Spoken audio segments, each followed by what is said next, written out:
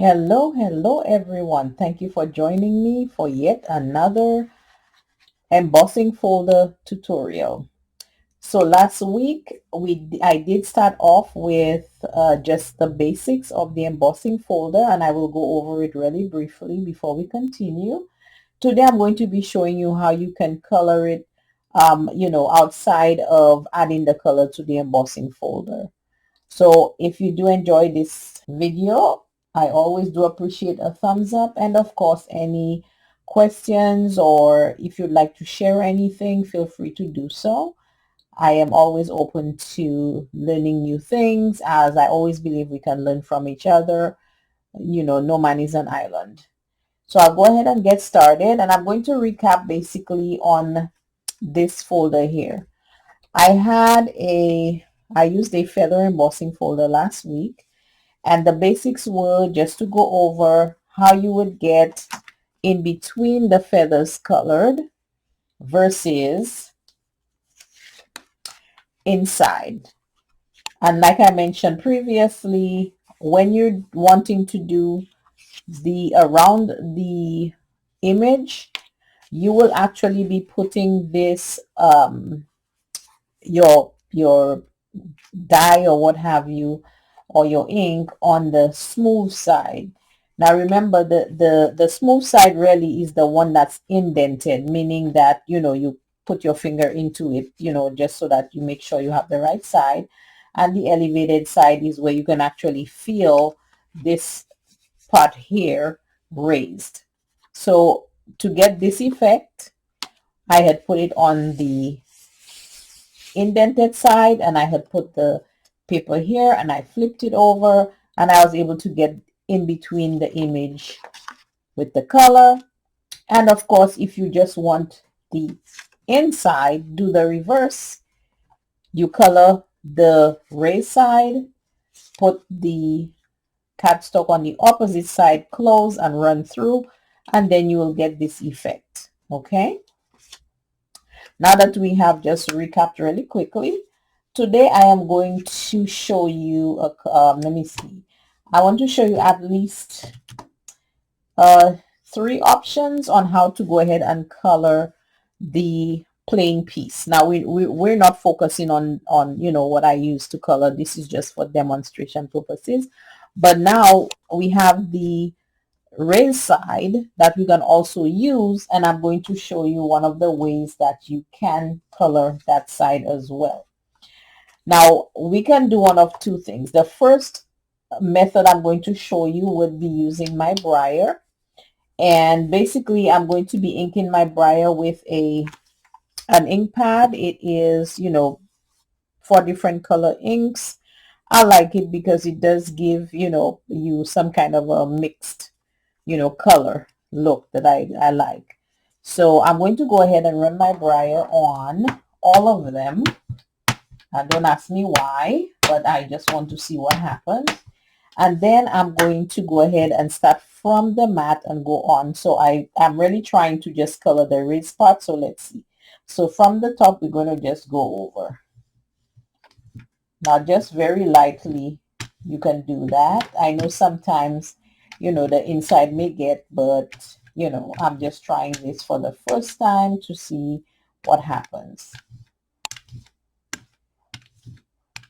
Now this is the effect I got. Okay, now as to why this happened here, it could be because of the spacing, I don't know, but this is one option you can see to color your raised images on your embossing folder. You can use a Brayer, which is basically a rolling pin, just using layman terms, just to apply. So again, you would apply your ink, and then from your other surface, you go and you roll onto the image. Okay, so that's one option. The other option I want to do, which I saw on of course in YouTube as anything else, is using distress inks. Okay, now how we're going to get this effect, this is what we're going to do, just to run down well, I'll show you. I'm having a moment. That's okay. Yeah, so I'm going to show you. So it's, and you do it very lightly, okay? So we're going to just run down very lightly. We're not going to be doing it like really heavy or anything, but just really light, just to get a little color. Because, you know, you try to. For some reason, this one makes it a little difficult to just get into the, not get into the other areas, but that's okay. And I'm just going to do a light red border as well. And just make it overlap. And again, it's entirely up to you how you want the effect to be. And then I'm going to use the last one. Oops. For some reason, it tries to hold on. And I'm going to run the last one here, which is like, these are all distress inks that I'm using. Not the oxide, just the distress inks. Okay. Now, if you want to go heavier, that's entirely up to you. But this is another option. Just using distress inks or any other ink you have and just very lightly just passing it over. So this one, if you can see the difference, you can see a total difference with using the technique. So this is using my Brayer and using my inks. Sorry about that before that dries up. And that is still using my ink, but I'm using my hand and just dragging it across. So this is also another option. Now we have another option here, which I am going to try. So I'll give you an additional two. With this one, I am going to, I'll use the feathers one actually. And this is just using the raised edges. I mean, you could basically do the same with the reverse side, and I can always demonstrate that. If you want to use the side that is indented, then let's see how it comes out when we use the Brayer. Okay, so let's try this. So let's go ahead and do this. Oopsie.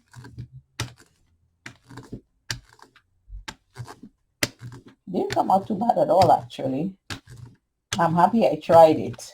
Okay, so that's just rough. So here you have when you do the reverse side with the Brayer. Okay, now let me see if I have another side we can do. I can try this side too. So this would be, let's do this again. This would be the Brayer on the elevated edges. This would be the Brayer on the indented side. So as you can see, kind of highlighted the edges of the design. So you can either use this side or that side. And with this side, let me see. I wanted to also double check something. 1 second. Brain freeze. Okay, so I'll leave those two together. That was the Brayer. This was running. Okay, and let's try, there we go. That's what I wanted to do. Let's try doing the same, running the ink across the back of the indented side. Let's see what happens. So I'm not going to put them in any particular order. I'm just going to try this like that, just to see what we get. So it really depends on what effect you want. And I'm doing it really lightly. Very, very light. So right now I can use any side that I want to, whichever one that I decide to use. That's entirely up to me. And this is all about experimenting. So there's nothing wrong in just experimenting. Let me flip this over.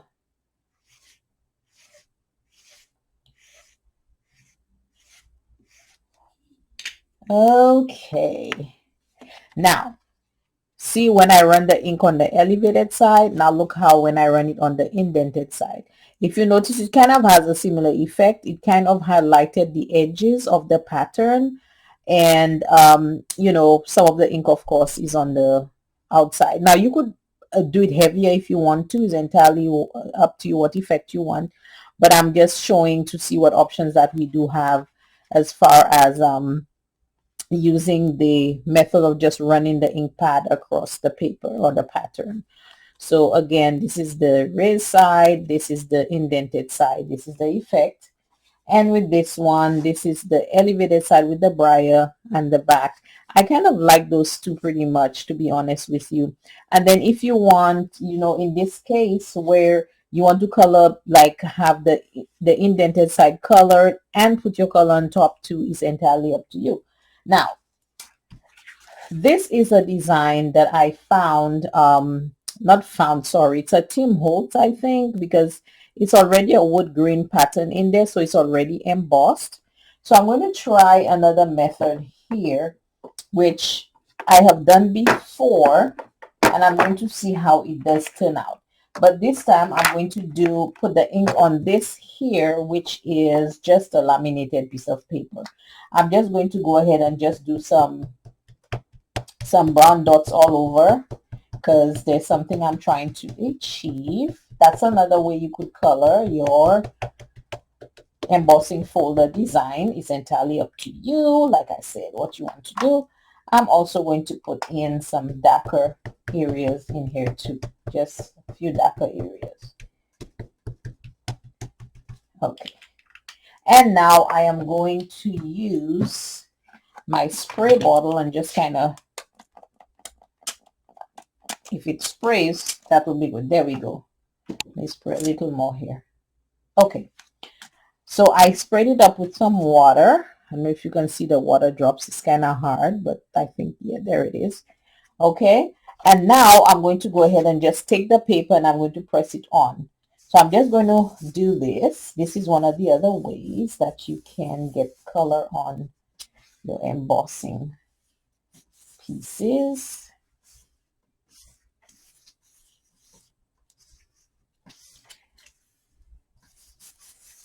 Okay, now this here, you can have it to dry, and then you can go ahead and just maybe add some more color, so you can just keep adding you know, intensities, up to you. So I'm going to do this here again.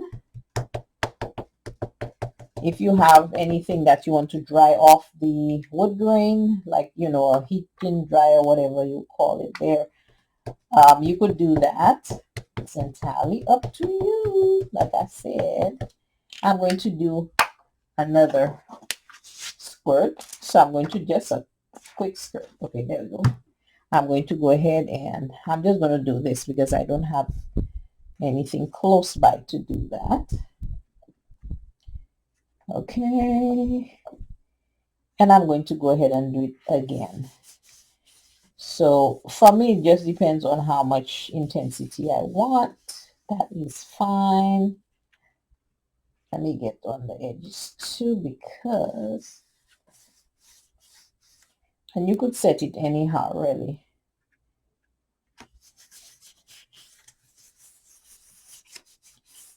It doesn't have to be perfect. It's just adding a little color in here. Okay, so we have the wood grain. So far, I'm just going to let it sit here for a minute. And then I'm going to try something else to add. I think I want to make it look just a little fancier than that. Let me just go ahead and get a piece of this off. And I'm going to wipe this here. And you could just, if you have laminating paper or anything, or any kind of anything like that, can, you know, you could put ink on and just wipe it off. That's fine. Doesn't have to be anything special. I just happen to have an embossing folder, and that's when I do this. So I'm going to kind of just be a little crazy. And again, this is all experimenting. I'm going to run my Brayer tool over it. Okay, and let's see what happens. So I have the brown,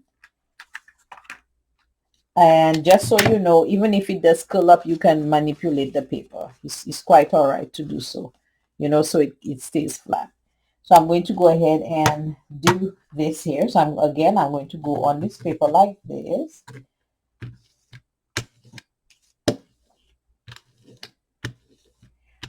It just depends on what you're looking for. There's no specific anything that you can do or should do or need to do. But, you know, if you want to have the wood grain coming up, you can definitely do whatever you want. And this can be used for, you know, any kind of nature type, anything. So I'm just kind of running through here because I want to see what comes of it. Okay, so I'm going to leave this like that. And this is the outcome of this one. Now, you might think, OMG, that really looks crazy, right? But you don't have to use it whole this way. You can use it, you can cut it in strips. You can, maybe if you use this, you can maybe cut a hole in the middle so you have something in the center. It's entirely up to you what you want to do, but these are just random colors and just demonstrating purposes. So you don't have to use this at all. But I just wanted to show you ways that you can end up having the wood grain on your, or in this case, your wood grain to actually come forward, because I'm sure you can see all the wood grains now on this piece here. And pretty much it's entirely up to you what you want to do. Again, you know, so these are some options here to color your embossing folders, and it can be anything you want it to be. I'm going to also try this side here, which would be a similar option like what I just did for the wood grain. Let me go ahead and just put this. I'm going to put some lines down like this.